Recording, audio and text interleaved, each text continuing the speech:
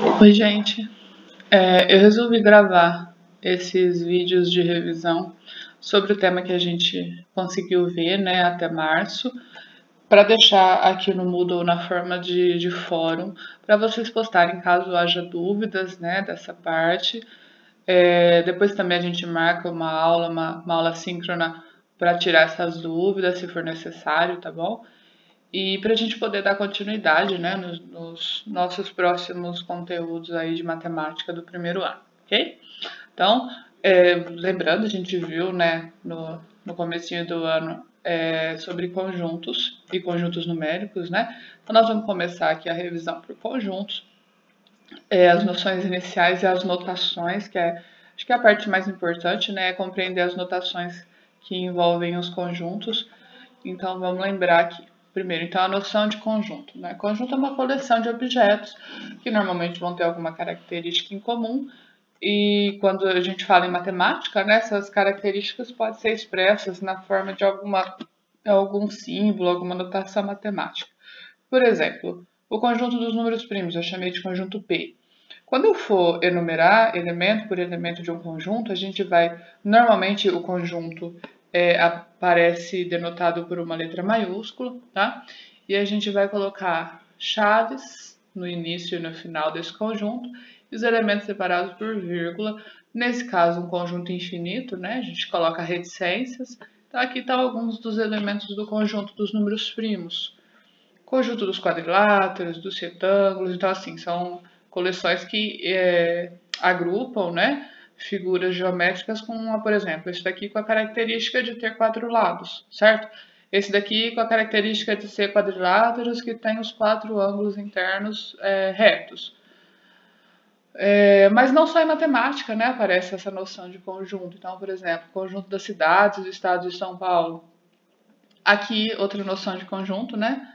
Na matemática, conjunto dos números pares e assim por diante. Para relacionar um elemento em um conjunto, a gente usa essa notação, né? Esse símbolo aqui. O que significa esse símbolo? Né? A gente lê ele como pertence. Então, por exemplo, 31 é um número primo, ele pertence ao conjunto P que eu coloquei aqui em cima, certo? Losango é um quadrilátero, então ele pertence ao conjunto Q. Belo Horizonte não pertence ao conjunto S, porque não é um município do estado de São Paulo. Bom, então, para relacionar elemento conjunto, a gente usa o símbolo de pertence ou de não pertence. Agora, para relacionar dois conjuntos, a gente vai usar esse outro símbolo que a gente lê como está contido ou não está contido, tá? Então, esse primeiro aqui, ó, R está contido em quê? O que quer dizer isso? O conjunto dos retângulos está dentro do conjunto dos quadriláteros. Por quê? Todo retângulo também é um quadrilátero, né? Mas não, o inverso não é verdadeiro, né? Não, nem todo quadrilátero é retângulo, né? O T não está contido em P. O T é o conjunto dos pares, o P é o conjunto dos primos. É óbvio que isso não é verdade, né? Que o par não está contido aqui dentro. O único par, inclusive, que é primo é o 2. Esse símbolo do está contido também pode ser escrito no caminho inverso, tá? Eu poderia escrever assim, ó. Que contém R, ou seja, o conjunto dos quadriláteros contém o conjunto dos retângulos. Beleza? Então, essas são as principais notações, tá? Para relacionar elemento e conjunto e conjunto. Então, vamos fazer um exemplozinho. Nós vamos completar com o símbolo adequado. Eu dei o conjunto A, elencando aqui os elementos, né, numerando os elementos. O conjunto B eu dei a partir da característica, ó, ele é um número n, tal que n é par. Essa notação aqui, né, tal que. O conjunto C, eu dei uma sequência aqui, é um conjunto infinito, e observe qual que é a característica dele. A característica é ser múltiplo de 8, tá vendo? E o conjunto D é um conjunto vazio, tá? Esse símbolo aqui é de conjunto vazio. Também poderia ter escrito D assim, com dupla chave sem nada dentro, né? Que aí eu também indico um conjunto vazio. Então, por exemplo, o 36 pertence ao conjunto C? É um múltiplo de 8? Não, né? Então, ó, o símbolo aqui é não pertence, tá? O 20 é um elemento do conjunto B? É um número par? Sim. Então, o símbolo aqui é pertence. O zero é um elemento do conjunto D? Não, o conjunto D é vazio, não tem nenhum elemento, então não pertence. Agora observe que aqui está relacionando dois conjuntos, então eu não vou usar esses símbolos, eu vou usar está contido ou não está contido, ou contém, né? Poderia ser também. O B está contido no C? O B é um conjunto de dentro do C? Então todo número par é também múltiplo de 8? Não. Ou se fosse o contrário, sim. Todos os múltiplos de 8 são também pares, né? Agora, nem todo par é múltiplo de 8. Por quê? Estaria aqui, por exemplo. Estaria aqui 0, 2, 4, 6. Ó, tem vários elementos aqui que não estão aqui. Então, aqui não está contido. Mas observem, né, como eu acabei de dizer, eu poderia dizer o contrário. O C sim está contido no D. Ou o B, perdão, no B, né? Falei no D. No B. Ou o B contém o C, tá? Então, essas duas sentenças seriam verdadeiras, essa daqui também, né? Tá? Não está contido. Agora, observe aqui essa próxima afirmação. A gente vai dizer se o conjunto D está ou não contido no conjunto A. O conjunto D é vazio. Será que o conjunto vazio está dentro de um conjunto qualquer? A resposta é sim. O conjunto vazio está dentro de todos os conjuntos. É um subconjunto de qualquer conjunto dado. Ok? E aqui eu tenho um elemento e um conjunto. Então, eu vou usar pertence ou não pertence. 256 é um elemento de C. Será que ele é múltiplo de 8? A gente poderia testar, né? Dividindo por 8 e verificando se o resto é zero. Então, vamos lá. Sim, né? Ó, resto zero. Então, sim, pertence a C. Beleza? Nesse próximo, aqui já tá como um exercício, né? A gente já até fez ele em sala, mas só pra gente lembrar. Nós vamos reescrever esses conjuntos aqui, enumerando os elementos, né? Descrevendo ele elemento por elemento. Então, por exemplo, o conjunto A é o conjunto dos elementos x, tal que x pertence a H e x é menor que 1. Então, ó, vai ter esse conjunto dentro desse conjunto H, então é subconjunto de H, mas apenas que tem essa característica de ser menor que 1. Então, quais são esses elementos? O menos 1 e o 0. Ó, esse é o conjunto A, certo? O conjunto B é o conjunto X, tal que X pertence a H e X é a solução dessa equação. Vamos resolver essa equação então primeiro? 2x menos 1 sobre 3 igual a 1. Esse 3 está dividindo, eu vou passar para cá multiplicando. Então, vai ficar 2x menos 1 igual a 3. Esse 1 que está subtraindo vai somando, né? 2x igual a 4. E o 2 dividindo, x igual a 2. 4 dividido por 2, x igual a 2. X igual a 2, o 2 está dentro do conjunto H? Sim, né? Então, o conjunto B tem apenas o elemento 2, ou seja, é um número que está no conjunto H e é a solução da equação. É um conjunto unitário aqui, certo? O C ele contém os elementos x, tal que x pertence a H e x é um quadrado perfeito. Que números aqui nesse conjunto H são quadrados perfeitos? 0, 4 e 9, né? Ó, o 0 é o 0 ao quadrado, o 4 é 2 ao quadrado e o 9 é 3 ao quadrado. O conjunto D é formado por elementos x que pertencem a H e x é menor que 0. O único elemento ali menor que 0 é o menos 1, né? Então é também um conjunto unitário. E por fim, o conjunto E é formado por elementos x que pertencem a H e que são soluções dessa equação. Nessa equação aqui, vamos resolver ela também, ó. 3x mais 1 igual a 10. Passo 1 para lá subtraindo, vai ficar 3x igual a 9. Passo 3 dividindo, 9 dividido por 3, 3. 3 não é elemento de H. A única solução dessa equação de primeiro grau aqui é 3, e ele não está no H. Então, assim, tem algum elemento x que pertence a H e satisfaz essa equação? Não. Então, o conjunto E é vazio. Beleza? Agora vamos lembrar as operações, né, as principais operações entre conjuntos. Primeiro, interseção. Interseção vai ser a parte em comum a dois ou mais conjuntos, né?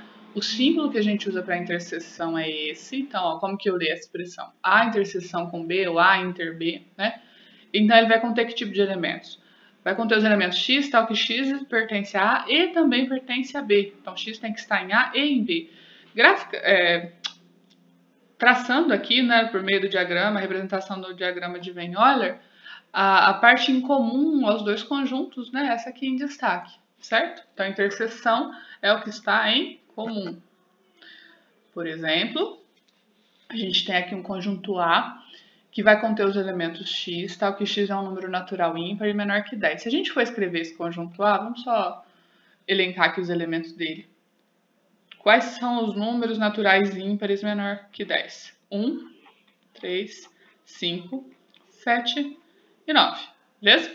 O conjunto B tem esses elementos, né? Todos os inteiros de menos 2 a 2. E o conjunto C, todos os pares, né? Os naturais pares, menores ou iguais a 10, a gente poderia dizer assim. O que é A inter B, né? A interseção com B? O que está em comum ao A e ao B. O que está em comum aos dois aqui é só 1, né? Ó, o 1 que está em ambos está aqui e está aqui, certo? B inter C, que está em comum ao B e ao C. O 0 e o 2 apenas, tá certo? E A inter C, o que está aqui no A e está aqui no C também. Não tem nada, né? Porque aqui são ímpares e aqui são pares. Então, essa interseção é um conjunto vazio, ok? Uma questão importante sobre as operações entre conjuntos é o número de elementos.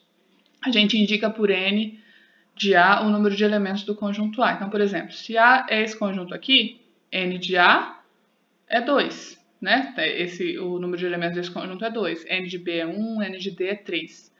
Agora eu quero N de A inter B, ou seja, qual é o número de elementos da interseção entre A e B. Tem algum elemento em comum entre o A e o B? Não. Então, quantos elementos tem nessa interseção? Nenhum. Por quê? Se a gente for escrever interseção, é um conjunto vazio, certo? Número de elementos da interseção entre A e D. O que está em comum nos dois conjuntos? Apenas o número 2. Então, o número de elementos é 1, tá? Tem um elemento em comum. Então, a interseção tem um elemento só. Segunda operação, união ou reunião entre dois conjuntos. O símbolo que a gente vai usar para a união é esse, tá? E o que significa a união entre A e B? É todo elemento x, tal que x pertence a A ou x pertence a B. Lembra que na interseção a gente tinha um E, agora a gente tem um OU.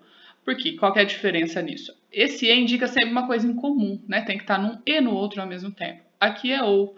Então pode ser todo elemento de A e todo elemento de B. Então observa no diagrama, né? É todos os dois conjuntos, tá? Então tudo vai ficar em destaque aqui. Por exemplo, a gente tem aqui 4 conjuntos. Tá pedindo A união com B. Então eu vou escrever, eu vou juntar todos esses elementos e esse. Então vai ser 1, 2, 3, 4, 6, 7, 8. Né? Ó, 1, 2, 3, 4, 6, 7, 8. Certo? A união com C. Tudo que tá aqui, tudo que tá aqui. Então vai ser 0. Vamos colocar em ordem crescente para não perder nenhum. Não. 0, 1. 1 tá nos dois, eu não preciso repetir de novo. Tá certo? 0, 1, 2 também tá nos dois, eu não vou colocar uma vez só, né? 3, 4 e 5, ok? Observe que nesse caso, esse conjunto é o próprio C, né? Porque o A tá dentro do C, não tá? Então, ó, a gente teria alguma coisa assim. O conjunto A tem esses elementos, tá aqui dentro. Então, nesse caso, a união entre os dois vai ser o maior deles, né? Se a gente for destacar aqui no diagrama, ok? Nesse primeiro caso aqui, ó, entre o A e o B, a gente tinha uma representação mais ou menos assim, né? Porque os elementos que estão em A não estão em B, eles não têm nada em comum, certo? Então, a união deles, né, todos os dois conjuntos, forma esse conjunto maior aqui, tá? Agora, vamos responder mais essa perguntinha aqui, ó. O número de elementos da união entre B e D. Se eu unir B e D, que conjunto que vai dar, né? Vai dar, vamos colocar em ordem crescente, 3, 4, o 6 que vai aparecer uma vez só, porque está nos dois, né? 7 e o 8 que vai aparecer uma vez só, porque está nos dois. Então, vai ser quantos elementos? Vai ser esses 4 mais esse. Vão ser 5 elementos. O que eu quero chamar a atenção aqui de vocês, né? O número de elementos de uma união, B aqui, né? O conjunto B, é a mesma coisa, que a gente escrever isso daqui assim, ó. O número de elementos da união entre B e D é o número de elementos de B mais o número de elementos de D menos o da interseção.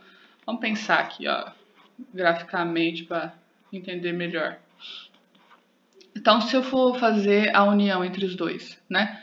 Eu vou juntar esses elementos e esses elementos. Se eu somar esse número de elementos com esse, concordo que eu estou contando esse meio aqui duas vezes? Então, por isso a gente tira uma, que é a interseção. Tá bom?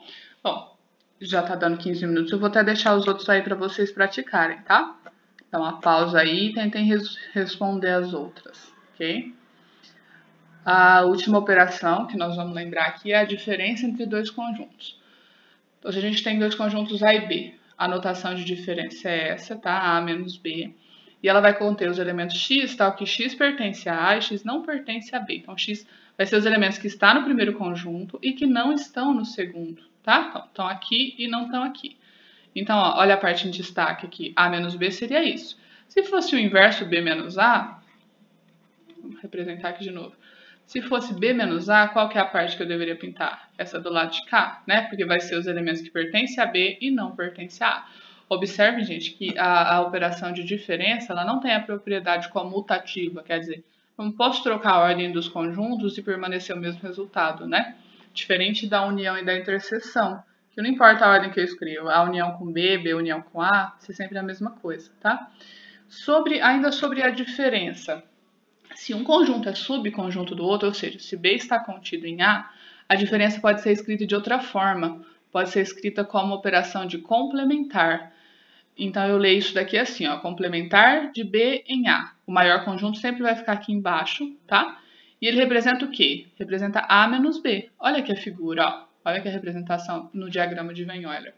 Então, se o B está contido em A, o B está dentro do A. A diferença entre A e B é essa partezinha aqui de fora, né? Essa partezinha de destaque. E ela pode ser escrita como complementar de B em A, certo? Normalmente, esse conjunto maior, que eu chamei de A aqui, é chamado de U, de conjunto universo do que eu estivesse tratando, né? Então, a gente pode ter aqui, por exemplo, um conjunto universo e um subconjunto dele, que é o A. O complementar de A em U, né, é U menos A. Mas ele também pode ser representado com essa notaçãozinha aqui, tá? A barra, né, que é o que está fora do A, mas está dentro do universo de trabalho. Tudo bem? Então, essa é a operação de diferença e de complementar. Vamos só fazer um exemplo aqui rapidinho, tá? Para encerrar.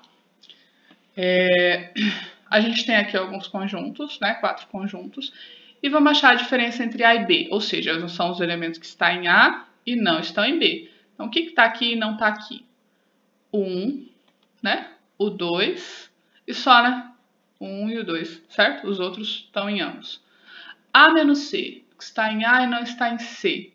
O 1, o 4 e o 5, né? Porque o 2 e o 3 estão em C. Nesse caso aqui, ó, concorda comigo que o C está dentro do A? Né? O C é um subconjunto do A. Então, qual a outra forma que eu poderia escrever isso? Eu poderia escrever isso daqui assim, ó. É o complementar de C em A, né? Porque ele é subconjunto, beleza? B menos A, que está em B e não está em A. Só o 6, né? O único elemento que está em B e não está em A. Aqui eu chamo a atenção de vocês mais uma vez. A menos B, para observar isso, né? A menos B e B menos A não é o mesmo resultado, tá? Tomem cuidado com a propriedade comutativa. E terminando aqui, ó, vou fazer só essa última, tá? Para não estender demais. O complementar de C em B. O que significa isso? O complementar de C em B é a mesma coisa que B menos C, esse menos esse. Desde que o C esteja contido em B. Então, vamos observar se isso é verdade. O C está dentro do B? Não, ó, tem o 3, mas não tem o 2. O C não é subconjunto de B, então isso daqui não é verdade. Então, essa operação de complementar aqui não tem como ser resolvida. Isso daqui não se define, tá certo?